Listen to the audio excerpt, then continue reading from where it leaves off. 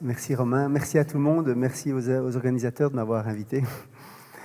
Donc, je voudrais essayer d'étendre un peu notre vision qu'on a des donneurs, parce que, comme vous l'avez vu, Olivier avait montré qu'il reste malheureusement encore énormément de patients qui ne reçoivent pas de dons et qui décèdent suite à ça. Et donc, c'est un combat quotidien.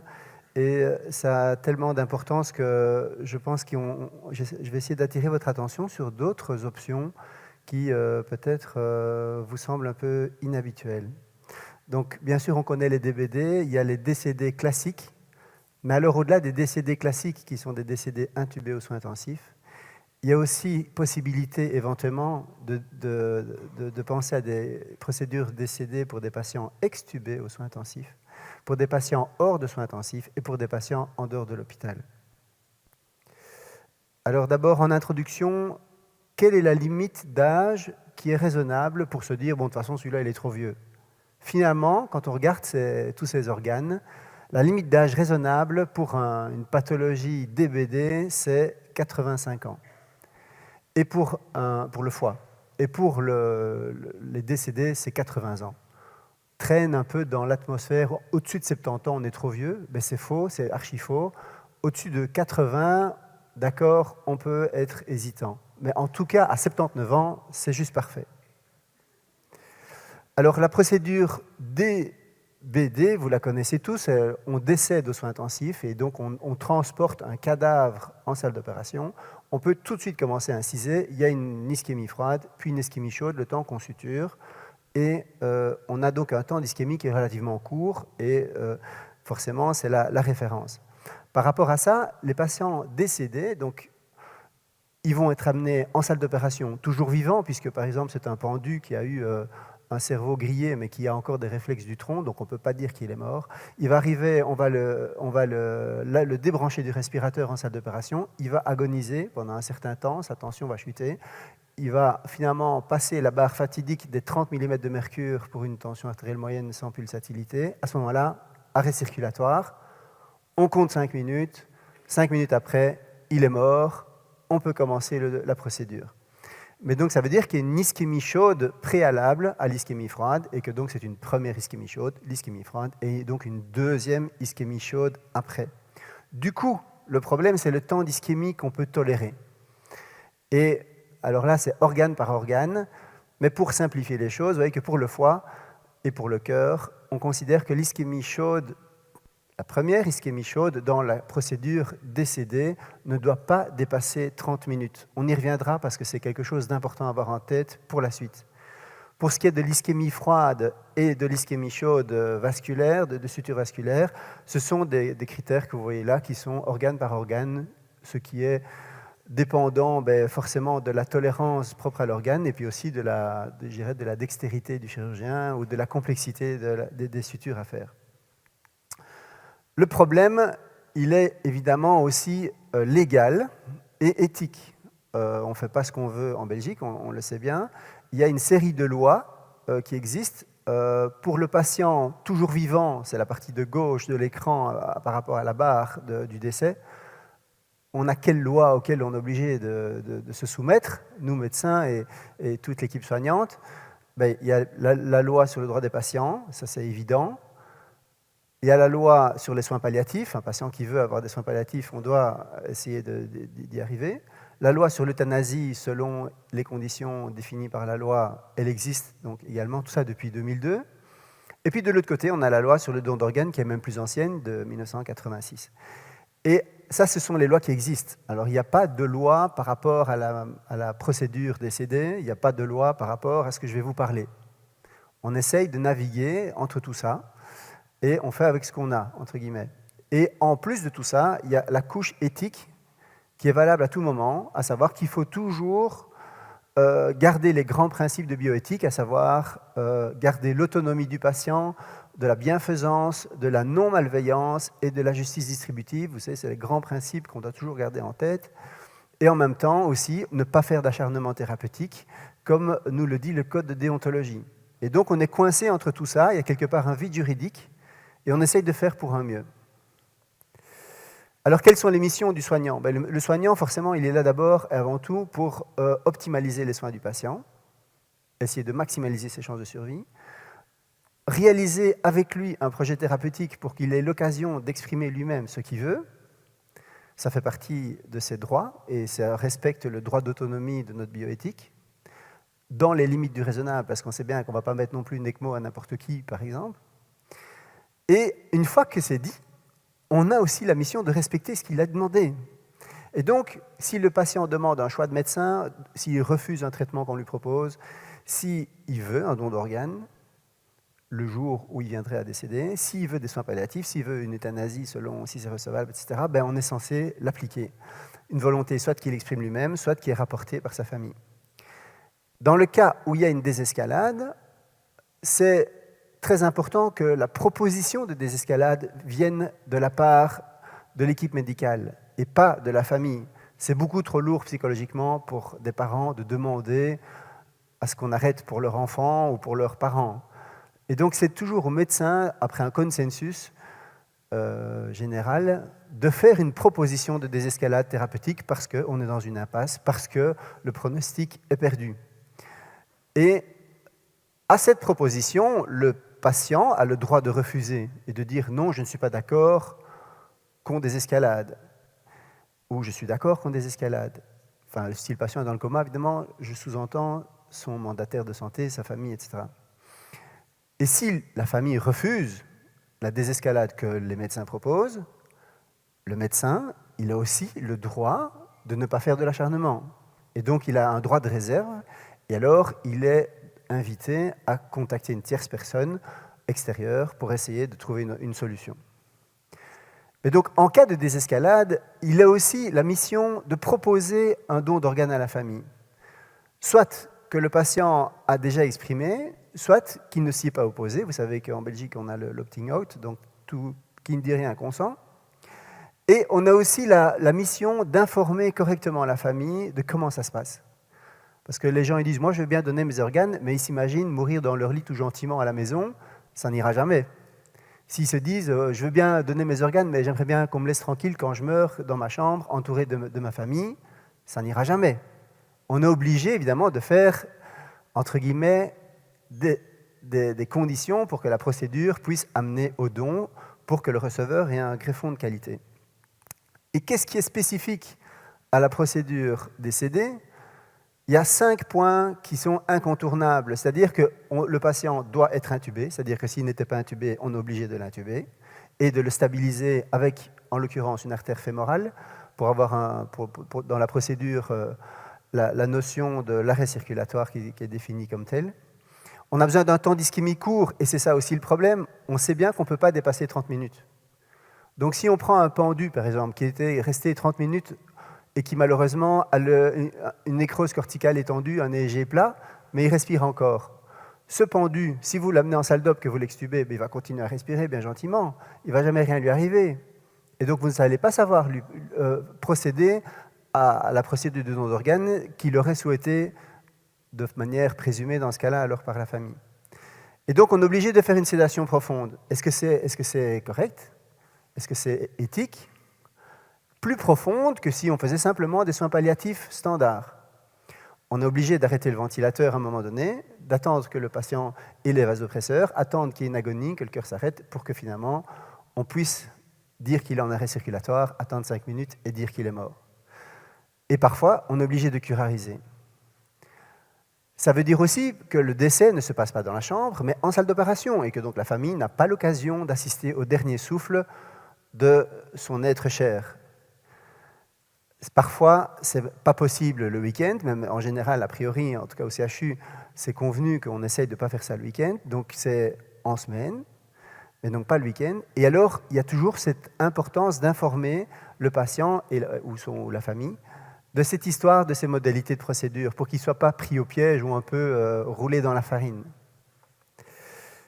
Et donc, pour terminer avec mon introduction, c'est un peu long, mais c'est pour resituer les choses. Olivier Detry vous a déjà montré tout à l'heure que cette proportion de patients décédés est progressivement croissante, mais elle ne suffit pas. À Liège, pareil, vous voyez en rouge donc cette courbe de décédés qui grandit vaille que vaille au fil des années, depuis 2002, la première fois que ça a eu lieu, mais donc c'est toujours insuffisant. À Liège, pareil, on essaye de monter vaille que vaille. Que faire? Alors, je vais reprendre, si vous voulez bien, maintenant donc, quelques situations un peu particulières de chaque situation pour vous inviter à la réflexion. D'abord, pour les DBD classiques.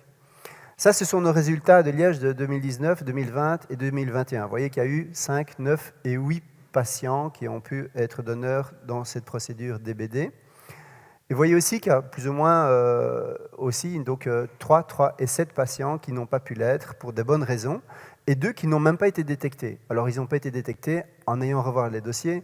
L'un s'était déstabilisé à la dernière minute, et l'autre avait été étiqueté non transplantable. Enfin, en tout cas, les médecins qui l'ont pris en charge considéraient qu'il n'était pas transplantable parce qu'il avait un gliome cérébral. Mais le gliome stade 2, ce n'est pas une contre-indication. Et ça, ils ne le savaient pas. Bref. Une situation qui arrivait, qui arrive encore fréquemment aux soins intensifs, ce sont des patients qui arrivent comme ce monsieur, qui arrivent aux urgences après un accident de voiture, par exemple, choc frontal haute vélocité, catastrophe d'emblée, 3/15, arrêt actif. Le neurochirurgien est formel, c'est dépassé d'emblée, ça ne sert à rien de mettre une pique. Au revoir et merci, entre guillemets. Que fait-on? Le patient est polytraumatisé, il a d'autres problèmes, il est instable, il est très tachycarde, il est hypotendu. La question se pose, est-ce qu'on désescalade ou pas aux urgences? Et la question est normale de se la poser. Finalement, le patient, en l'occurrence, va venir dans notre unité. Et puis on se rend compte finalement qu'en le remplissant de manière très agressive et en adaptant 2-3 choses, on arrive à le stabiliser. Et puis alors, la famille qui avait été rappelée en disant qu'on allait tout arrêter au petit matin dès qu'il passait la porte des soins intensifs, en fait la famille nous dit que pas du tout, le patient il aurait vraiment voulu être donneur. Et donc on est embarqué dans le don. Et finalement, en l'occurrence, ce patient-là donnera ses 2 poumons, son foie et ses 2 reins. Alors, ça, c'est pour les DBD. Maintenant, venons aux décédés. Les décédés dont je vous ai évoqué, il y a le cas classique, c'est les patients décédés, intubés aux soins intensifs, et puis il y a les autres. D'abord, les intubés aux soins intensifs. En 2009, 20 et 21, vous voyez qu'on a pu en faire plus ou moins une petite vingtaine par an. Donc, c'est en vert 14, 19, 18. Il y en a quasi le double qu'on n'a pas pu faire, qui ont été détectés, mais qu'on n'a pas pu faire pour 36 bonnes raisons. Contre-indication médicale, refus de famille, refus à l'inspection, on va dire, refus au registre, refus cause Covid. Et puis, vous voyez, à notre horreur, en noir, ceux qu'on n'a pas détectés, alors qu'on est, je dirais, matin et soir devant eux. Qu'est-ce qu'on a bien pu rater pour autant de patients? Ça fait quand même une trentaine de patients qu'on n'a pas détectés alors qu'ils sont sous nos yeux. Donc on a repris tous ces et je remercie les personnes qui m'ont aidé à analyser ces données-là. En gros, plus ou moins une trentaine en 3 ans, donc ça fait plus ou moins 10 cas par an qu'on a ratés dans notre propre unité. Ce sont des gens d'un âge moyen de 63 ans, autant d'hommes que de femmes, tous intubés sauf un, et c'était chaque fois pour des histoires de reins ou de foie potentiels. Et quelles étaient les raisons évoquées? Alors là, c'est vraiment, on part dans tous les sens, et c'est la vie de tous les jours, et chacun peut avoir d'autres explications, mais c'est quand même intéressant. Certains pensent « Ah, mais de toute façon, il est trop âgé ». Ça revient très souvent. Il y a trop de comorbidités de toute façon. Ou alors, non, le foie, vous n'y pensez pas, ce patient est alcoolique. Alors que si l'alcool ne donne pas de stéatose, être alcoolique n'est pas un problème pour la greffe de foie. Ou alors, comme le cas en l'occurrence, il a un gliome cérébral, c'est au revoir et merci. Eh bien non, le gliome cérébral n'est pas une contre-indication. Évidemment, il y a la lourdeur psychologique, surtout avec des familles difficiles, où c'est un effort personnel de s'impliquer là-dedans. Parfois, on pense que d'office, la famille va dire non parce qu'ils sont musulmans, parce qu'ils sont Jéhovah, parce qu'ils sont gitans, parce que, je dis ça comme ça, mais je veux dire, j'ai rien contre ces personnes-là, bien évidemment. On a des présuppositions, et en fait, si ça tombe, ils vont juste vous dire oui. Hein, on a eu, il n'y a pas longtemps, un imam qui nous expliquait que dans le Coran, tu sauves un homme, tu sauves l'humanité. Donc je veux dire, c'est un message qui traîne dans la tête des gens, et qui est faux. Et donc, souvent, on se trompe. Oui, il est handicapé, on ne va quand même pas passer pour des eugénistes. Parfois, on est débordé. Parfois, c'est la famille qui dit si c'est pour attendre lundi, non merci. Bref, il y a 36, parfois on oublie. Alors, qu'est-ce qu'il y en a encore comme autre option? Et alors, en fait, il nous est arrivé une autre histoire qui était vraiment intéressante. C'est une dame de 73 ans qui était venue, ensuite, vous voyez son scan, il y a une hémorragie frontale, elle est venue à l'hôpital après une chute à domicile, et forcément, elle était dans un Glasgow intermédiaire, on va dire, elle était à 11 sur 15, on ne devait pas l'intuber. Et par ailleurs, c'était une BPCO sévère qui était dépendante de tous ces puffs et compagnie, qu'on a pu mettre lunettes au débit et à la VNI. Et puis, en fait, elle se dégradait. Réunion de famille, machin, on a dit, OK, l'infirmière nous a dit, vous savez, elle a toujours dit que, à la commune qu'il ne fallait pas d'acharnement pour elle. Voilà. Donc, on l'a dit, on va la classer C, donc on ne fait pas d'escalade, on ne l'intube pas. Le lendemain matin, 120 de PCO2, on rappelle la famille, et alors là, la fille me dit, j'ai oublié de vous dire, mais elle l'avait fait, elle veut absolument qu'elle soit donneuse, hein, elle a même été à la commune pour dire ça aussi. Je venais de leur dire la veille qu'on n'allait pas l'intuber. Du coup, j'ai dit, bah, écoutez, alors on va l'intuber. Et donc on va l'intuber, on l'a maintenu sédaté, et la patiente, qui buvait 1 litre de vin par jour, avait un foie qui n'était pas stéatosique, et a pu donner son foie comme elle le souhaitait, puisqu'en plus, c'était vraiment une démarche proactive de sa part. Alors, quand penser finalement au don aux soins intensifs? On peut se dire que tout patient qui a un projet thérapeutique pour lequel un projet thérapeutique est établi, évidemment où il y a une restriction, hein, ça mérite de poser la question du don d'organes avec le patient, avec sa famille, en fonction de qui est conscient. Si oui, informer de la procédure décédée, voir si ça pose un vrai problème au patient, qui ne meurt pas bien gentiment dans son lit à la maison ou dans sa chambre à l'étage, mais que s'il accepte ces modalités, à ce moment-là, que ce soit noté dans le dossier, et que le jour où, une semaine, 15 jours après, tout à coup, sa situation se dégrade et que brusquement son heure est venue, qu'il puisse alors être intubé et sédaté profondément et être amené à avoir la procédure de don d'organes. Est-ce possible en dehors des soins intensifs? J'ai contacté différents superviseurs d'étages de cardiologie, de pneumologie, de néphrologie, d'infectiologie. Et de cette discussion, il y a une ébauche de réflexion que je vous propose. Ce serait que tout patient de moins de 80 ans qui est à l'étage, qui a une pathologie terminale, chez qui, forcément, à un moment donné, on se dit c'est quand même bien de faire un projet qui n'est pas un cancer, forcément, et chez qui on fait un projet avec des restrictions. Vous savez que ça représente à la grosse louche plus ou moins 50 cas par an dans notre hôpital.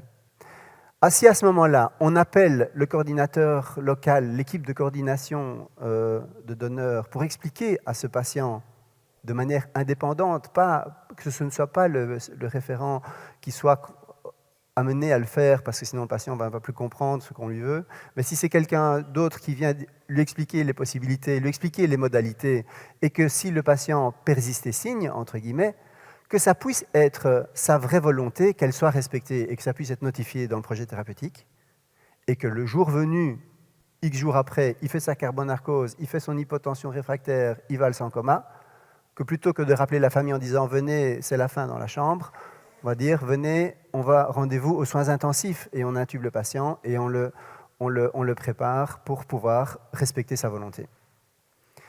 Et un dernier cas dont je voudrais vous parler, c'est un autre cas encore qu'on a eu d'un jeune patient de 24 ans qui, suite à un accident de vélo, a eu un trauma crânien extrêmement sévère qui a justifié une crâniectomie bilatérale. Alors, on ne le voit pas très bien, peut-être sur les images, ceux qui sont plus près le voient, mais il y a des lésions axonales diffuses qui sont extrêmement étendues, y compris dans les corps calleux, y compris dans le tronc cérébral. Et ce patient, après 36 000 complications, va rester dans le coma, tétraparétique, puis tétraplégique, trachéotomisé, gastrostomisé. Puis, il va être envoyé dans un centre de revalidation, un centre coma. Et puis, il va avoir un bilan coma. Il va venir au CHU, on va dire qu'il est en état d'éveil non répondant. 6 mois après, ça s'est confirmé qu'il était toujours en état d'éveil non répondant. Naturellement, dans le centre en question, la question est venue, faut-il poursuivre les soins? Faut-il l'admettre en maison de repos et de soins? Ou propose-t-on une désescalade? Une désescalade dans un centre de revalidation, c'est morphine sous-cutanée, et en gros, ça met 10 jours, plus ou moins. On arrête l'alimentation, et 10 jours d'agonie, et puis le patient décède.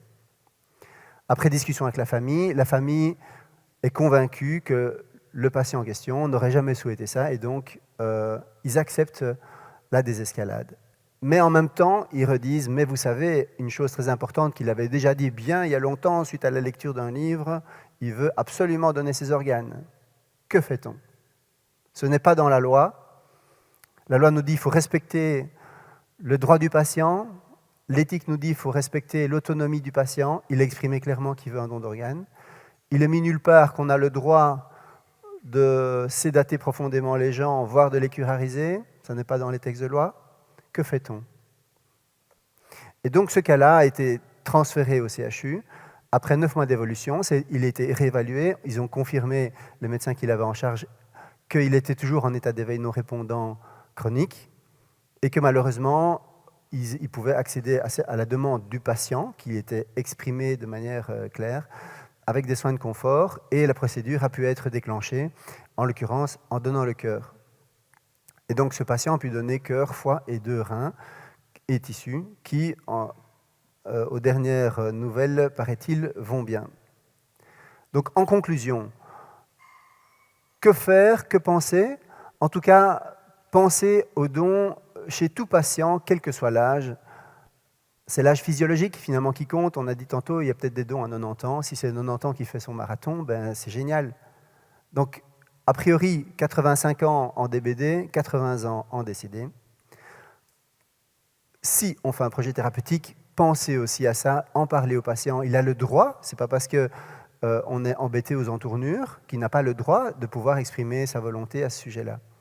Être transparent, expliquer le détail de la procédure et voir si le patient persiste et signe, si la famille a bien conscience que s'ils acceptent le don, ils ne pourront pas avoir le dernier souffle, en l'occurrence. Et le cas échéant, les retours des familles qui ont eu l'occasion de faire des dons, vous le savez bien, par rapport au patient, on respecte sa volonté, on honore sa mémoire. Évidemment, on sauve des vies, ça c'est le but de l'affaire. On rend un peu de sens parfois aux familles qui sont en souffrance avec une tragédie qui parfois n'a que 0 sens, si ce n'est de l'injustice pure et dure. Ça souligne la solidarité nécessaire entre tous les gens de notre société. Et pour nous, médecins et équipes soignantes, ça renforce le sens de notre action, une action qui tient compte un peu de tous les aspects d'une personne humaine. Voilà, je vous remercie.